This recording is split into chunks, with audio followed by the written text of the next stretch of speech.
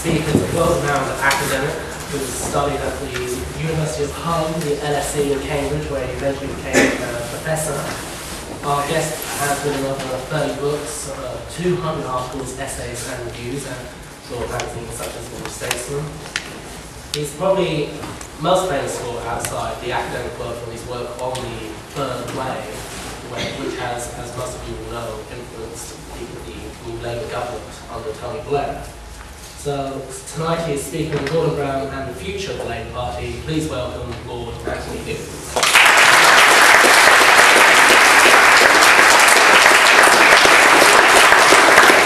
Well, thank you. Let me say what a pleasure it is to be here this evening, and thank the Politics Society for inviting me.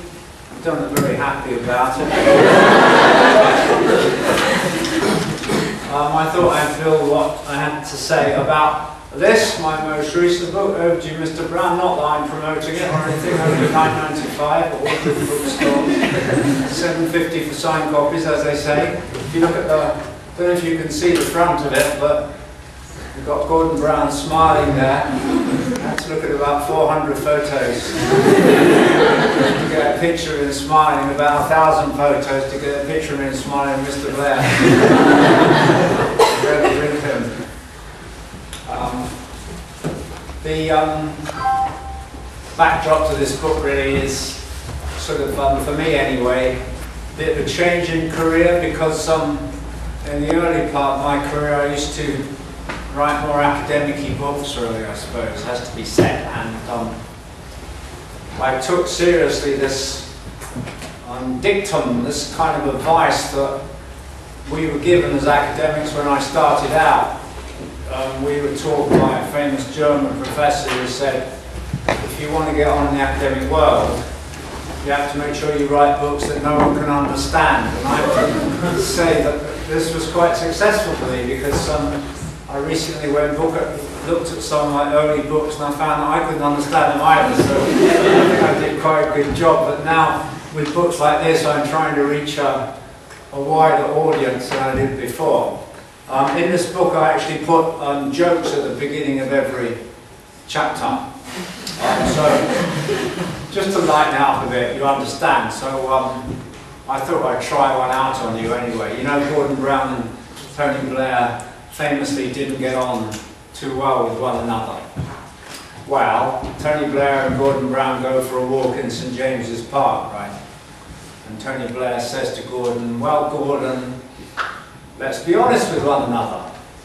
And Gordon says, sure, you go first, and that was the end of the conversation. Well, what I propose to talk about tonight is the backdrop to the emergence of New Labour and what the implications are for Labour under Mr. Brown in the future. I was asked by somebody to say a bit about the Tory party, but I won't directly, but I'm very happy to say what I think of Mr. Cameron, New Conservatism and so on in discussion afterwards. But since I was asked to talk only for about 20 minutes, half an hour, I'll by and large leave the Tories out of it for the moment. If you go back to the origins of New Labour under Tony Blair, in my view there's a very serious misunderstanding of what New Labour was and is, and why New Labour has been so successful in electoral terms.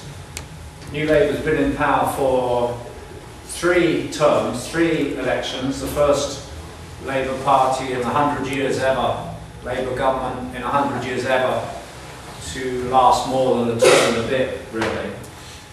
Since Tony Blair got into power, been a whole variety of left-of-centre governments across the world.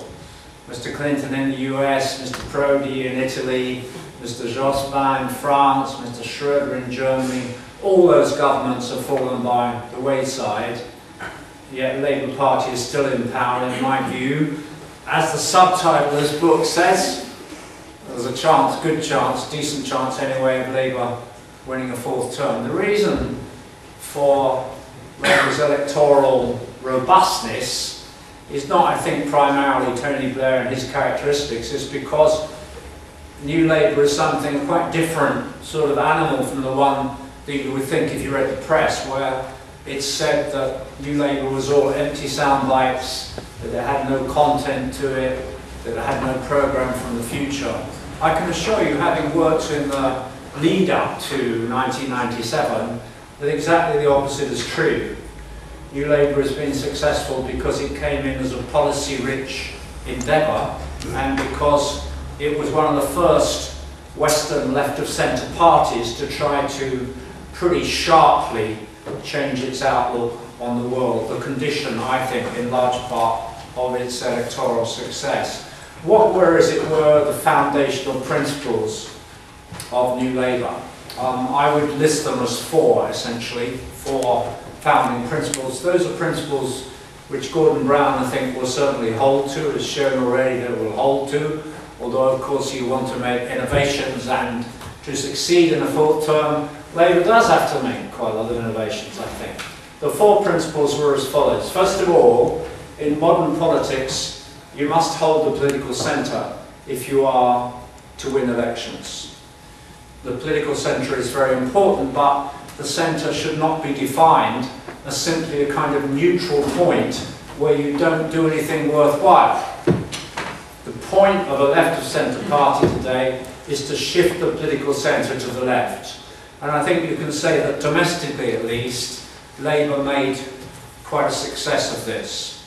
If you look at the Camerons' Tories, they've had to say, yes, we'll keep the same level of taxation, yes, we're devoted fans of the National Health Service, yes, we're going to help poorer people, yes, we believe in education as the means both of citizenship and economic competitiveness, all essentially foundational New Labour ideas.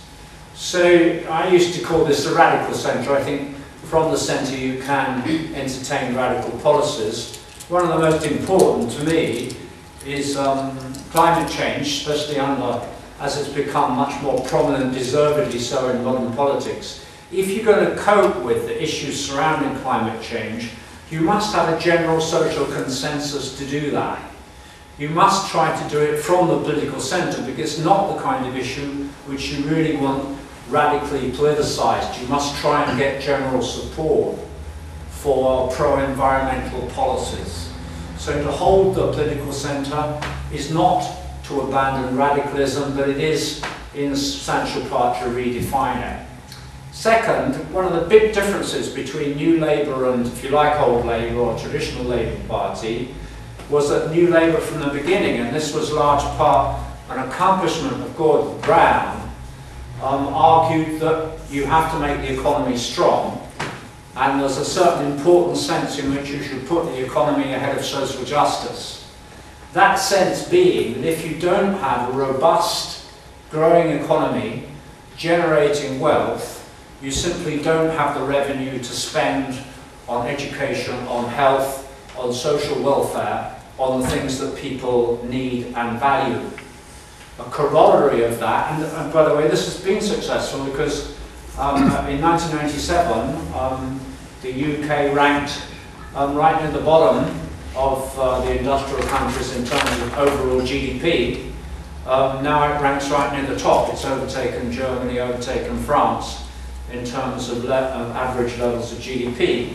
And there has been 10 years of unbroken growth, whatever you think might happen in the future, because everyone knows there are major economic uncertainties looming at the moment. But for 10 years, Labour has presided over a growing economy.